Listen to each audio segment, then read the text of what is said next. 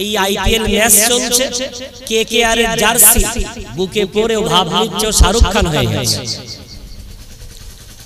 একটু বুকে ব্যথা লাগলো না? এখানে আছে লা ইলাহা ইল্লাল্লাহু মুহাম্মাদুর রাসূলুল্লাহ, কালিমা এত দামি বস্তু, গোটা ইবাদত যদি এক পাল্লায় রাখা হয় আর কালিমায়ে তয়্যিবা অপর পাল্লায় রাখলে কালিমায়ে তয়্যিবার পাল্লাটা ভারী হবে। সেই জাতির মাথায় শয়তান এমন করে পেশাব করেছে, সেখানে ওর ওই ব্রাজিলের জার্সি পরতে ভালো লাগে, আর্জেন্টিনার জার্সি পরতে ভালো লাগে, কেকেআর এর জার্সি পরাকে গর্ব করে। কোথায় চাপিয়ে দিল? কালিমায়ে তয়্যিবার উপর। কার ঘরের ছেলে? নরেন্দ্র মোদি পড়তো, বাচ্চা কাচ্চা নেই। যোগী আদিত্যনাথ ওরও নেই। কার?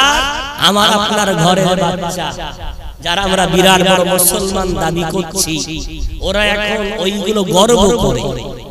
যে ব্রাজিল সেখানে মুসলমানদের উপরে এত অত্যাচার, মসজিদে মাইকে আযান বন্ধ, মুসলমানদের উপরে পাবন্দি, আর্জেন্টিনার নারীরা পর্দা করতে পারে না, পর্দা যেখানে ব্যান করা, তাদের পতাকা ঝোলাতে মুসলমান এলাকায় গর্ব করছে।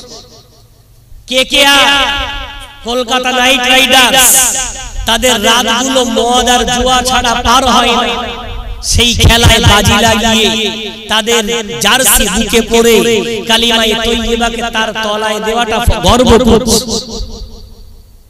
বলেন অসময় এত গরম বেড়েছে, পানির সময় পানি নেই, বর্ষার সময় বর্ষা নেই, আবহাওয়া নরম হওয়ার জায়গায় গরম হচ্ছে। কারণটা কি? আল্লাহ কোরআনেই বলেছেন, 21 পারা 7 পৃষ্ঠা সূরা রুমের মধ্যে আল্লাহ বলেছেন, যাহারাল ফাসাদু ফিল বাররি ওয়াল বাহর বিমা কাসাবাত আইদিন নাসি লিইযিকাহুম।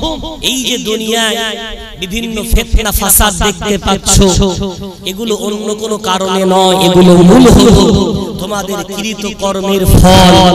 আমি আল্লাহ তোমাদেরকে শাস্তি চাকাচ্ছি শুধরানোর জন্য। শুধরে যাও তো আমি আল্লাহ ফিরিয়ে নেব, আর যদি ফিরে না আসো তাহলে মার তো হবে। কি মার হবে? গুজরাটে হয়েছিল, হায়দ্রাবাদে হয়েছিল, বোম্বাইতে হয়েছিল, মধ্যপ্রদেশে হয়েছিল, উত্তরপ্রদেশে হয়েছিল, তোমার এলাকাতেও শুরু হয়ে গেছে। এখন ইহকালেও মার পড়বে, পরকালেও মার পড়বে। ইহকালটা যাচ্ছে যাক, পরকালটা যদি গোছানো থাকে তাহলে তুমি শহীদ হয়ে শুধু মরার অপেক্ষা, তুমি জান্নাতে চলে যাবে। আর যদি ওই নাস্তিক মার্কা মুসলমান হয়ে বাঁচো, এখানেও মরবে আর মরার পরে তার চেয়ে কঠিন শাস্তি অপেক্ষা। এখন ভাবো, দুনিয়ায় পশু আর মানুষ পার্থক্য কি? মানুষের বিবেক আছে আর পশুর বিবেক নেই। পশুও খায়, আমরাও খাই, ওরাও ঘুমায়, আমরাও ঘুমাই, ওরাও চলে, আমরাও চলি। পার্থক্য কোথায়? মানুষের আক্কেল, বিবেক বুদ্ধি আছে, পশুর বিবেক বুদ্ধি নেই। কুরবানি ঈদের দিনে 10টা গরু বেঁধে রাখবেন আর একটা করে গরু ধরবেন আর জবাই করবেন। এখন যারা লাইনে দাঁড়িয়ে আছে, সামনে ঘাস দেবেন, জামনা দেবেন, কি বলে খোল মাখিয়ে বিছড়িয়ে দেবেন, গপ গপ করে খায়।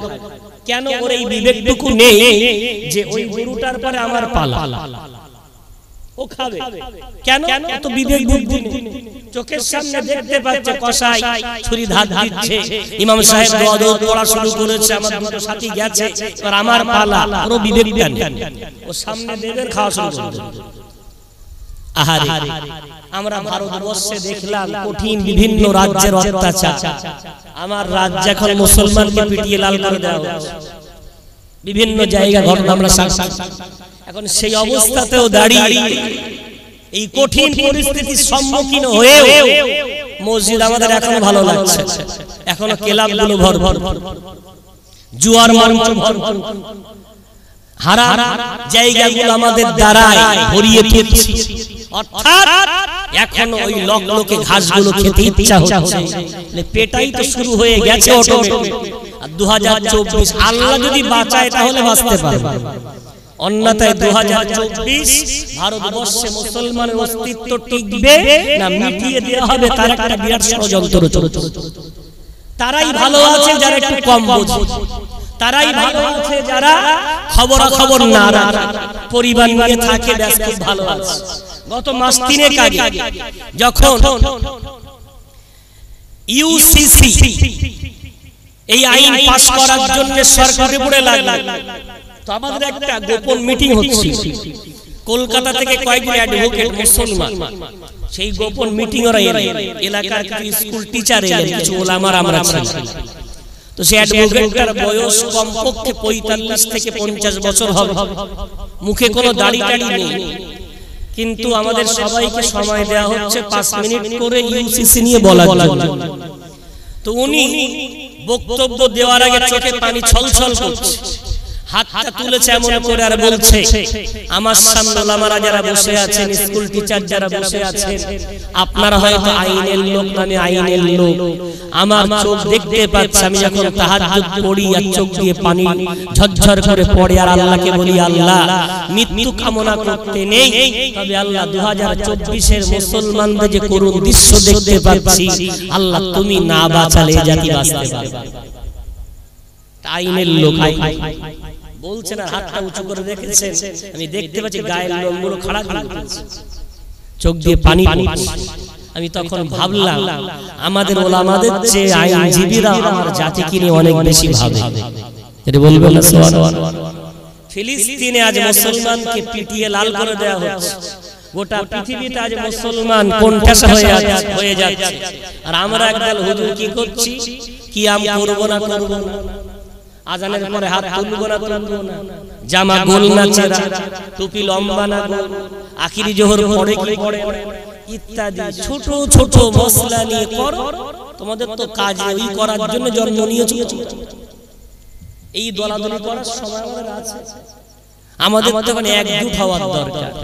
ইমানদার কালিমা পড়েছে, নামাজ পড়ে, আমার আল্লাহর বান্দা নবীর উম্মত, এসো না 5টা আঙ্গুল যদি এক জায়গায় মুঠো তৈরি হয়, একটা আঙ্গুল দিয়ে কিচ্ছু হবে? কি ভাবছো? কিচ্ছু হবে না। মারছে তো বলছে ওই দলের লোক মার খা, ওর কিচ্ছু হচ্ছে না। ওর দলের যখন খাবে অন্যরাও বলবে ওই দলের লোক মার খাবে।